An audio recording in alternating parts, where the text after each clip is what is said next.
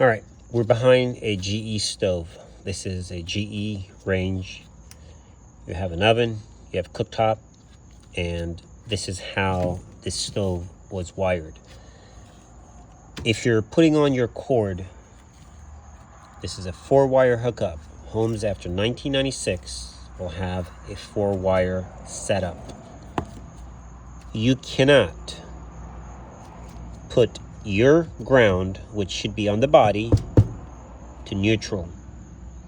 In the event of a short is when this wire, the red or the black, when the component, the element, could be a board, but basically this portion is now touching this, okay?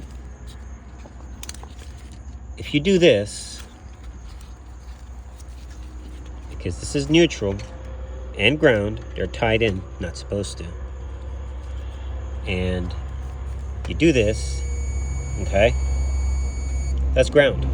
Now, if this, hopefully I get the right one, okay? Now you're touching power to the body. If a short occurs, you could be in its pathway.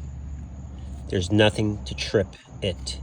When you have your green wire on the body, what happens?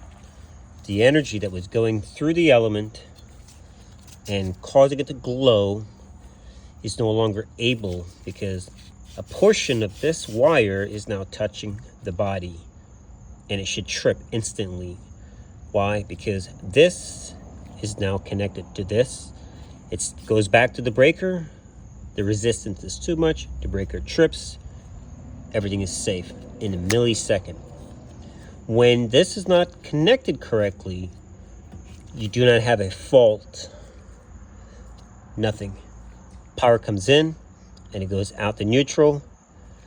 You touch the stove, you become the ground. All right, that's why I do videos, to hopefully save and help people keep themselves safe.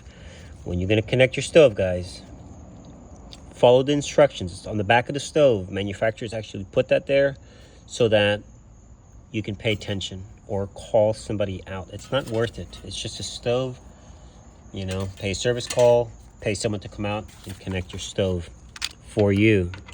So just a little safety thing whenever I come across these.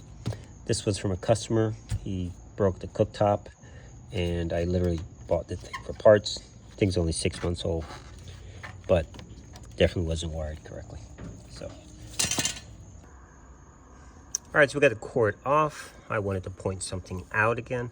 This is the jumper, and if you're using a 4-wire setup, you would not put this jumper.